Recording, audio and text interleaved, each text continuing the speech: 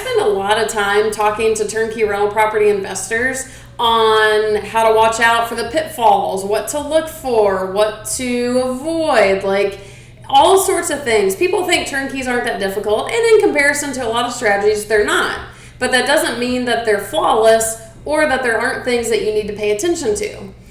One of the biggest things I teach is due diligence. That's one of the biggest places I see people go wrong with turnkeys.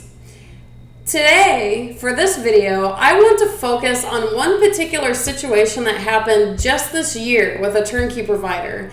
And I want to tell you the places where I saw the turnkey investors involved with it handle it incorrectly. I think it's so important for you to know what handling it incorrectly looks like so you can make sure that you don't do it yourself. Kind of cryptic, right? You're like, okay, what are you even talking about? I'm going to tell you something that happened this year. I'm going to tell you how people handled it poorly and what they could have done better. Is that a better summary? There we go. Now, before I dive into it, I want to clarify something. Turnkey rental properties, when they were first getting going, they were always sold with tenants in place. It was part of the turnkey model. Key in the door, cash flow on day one. That means tenants are in there. Great. With where the market, the general real estate market, has evolved to, many turnkeys now are sold without tenants in place at closing. Not a problem. Doesn't mean it's not going to work. It's fine. It just means it's a little more closely related to buying non-turnkey. Like, no problem. You're going to put tenants in it. But what you need to understand is that when you buy a turnkey, or any property, but we're talking about turnkeys, without a tenant in place at closing, there are specific risks that come with that.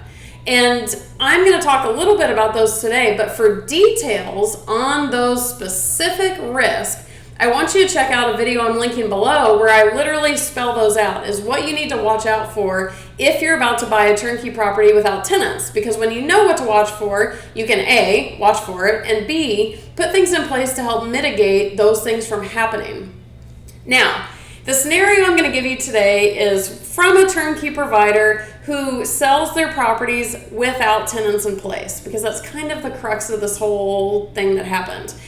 Now, this turnkey provider, God bless them. None of this was intended. Nobody saw it coming. It was just one of those kind of freak things that was unfortunate. But what happened was these properties were phenomenal, but the property manager that the turnkey provider had in place was not so good. Actually, not good at all. Let's put it nicely. He was not good. And what happened was a lot of people closed on their properties and they were waiting on this property manager to place tenants. And this property manager kind of just wasn't really doing it, or things weren't going great, or whatever. It got so bad that the turnkey provider was like, oh, okay, this actually is a problem. They decided to get rid of that property manager and take on a new property manager. The new property manager that they took on, I had even heard about this manager, and I heard they were phenomenal. They came to me as a personal recommendation, totally outside of the turnkey provider, but same thing with the turnkey provider. They knew them. They were like, wow, this is a really great company. When they told me who they were going to shift everyone over to, I was like, dang, that's actually going to be really nice. Fantastic. Spoiler alert, that company ended up being terrible too. So the unfortunate thing that happened to the turnkey buyers who bought these properties, not all of them, but a good majority of them, ended up with two back-to-back bad property managers. Okay, that's unfortunate. It sucks. It definitely cost people some money. And again, it wasn't malintended on anyone's part. It just was a freak thing that happened. It sucked for everybody involved, the buyers, the provider. For me, I felt terrible that I was the one who told them about this provider, and whatever. It was what it was. In all of this, I saw people do three things that I think were not good. And those are the things I'm going to tell you right now, because I want to make sure that you don't do the same things.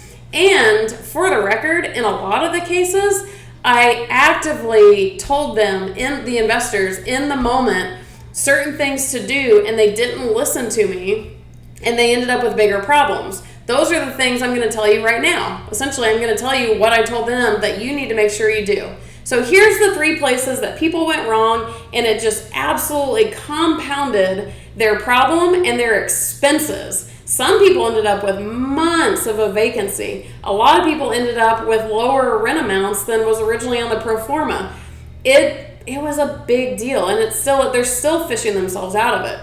This is not to scare you out of investing, by the way. And it's just, you got to know these things. Okay, so here's what everyone did wrong. Not everyone. Here are the things that people did wrong. Number 1, you have got to have a sense of proactivity with property managers. There was one person in particular who wrote in. He bought one of the first properties when I started working with a provider, and very quickly it was abundantly clear that this property was not getting marketed like it should be. There were not a lot of showings. There was just not a lot of action going on this property. And I knew how critical that this impending vacancy time was going to be. So I said, dude, if I were you, while it's listed with this property manager, I'd be on the phone with a couple other property managers and I'd be interviewing them, because you have the chance to bring them in right now. They can list it for you, because something about this isn't happening. And for the record, don't confuse how long someone takes to find tenants, because you don't want tenants rushed into your property either. The problem with this one was that it wasn't even being shown, really. That was the tip in my head of ooh, okay, something's going on here. He said, I appreciate the advice, but I think I'll just kind of give him a chance and, see what happens. I talked to him a couple of days ago. I don't know. I think, I'll give it another couple of weeks or to the end of the month. And I was like, okay, buddy, sure thing. So he let it go on for a couple months. Nothing was happening. That's how bad this property manager was. And then in the midst of that, he gets notice that the provider is shifting property managers. So he's going to go along with that shift. So he gets into this new property management company, and this management company is like, well, we can't list it for rent because it has this wrong with it and this wrong with it. It seemed like they were kind of making stuff up. It was pretty dramatic. But suddenly he had to do all these repairs before these people would list it. And he's reaching out to me, and I was like, God, that doesn't really sound right. Did you check your inspection report? I don't remember those things being a problem. He's like, neither did I. And he just kind of piddled around for months. It wasn't until, I think about a month ago, that he finally got tenants. And we're at the, 9-month mark, give or take. He let it go on so long, and he just really wasn't being proactive with the property managers. So that's mistake number 1. You own the property. The investment that you made is in your control. And if people aren't performing, specifically the property managers, you have got to do something about it. And if it's at the point where the vacancy time is dependent on the property manager, you're not getting tenants, I'm telling you, get quick with it, because you don't have time to mess around, because vacancy adds up quickly, not just for the months that you have to pay a mortgage where you're not getting income, but the longer a property sits, it's going to need more cleanings, it's going to need more landscaping, some repairs may get found. The longer it sits, it's bad all around. So that's mistake number 1.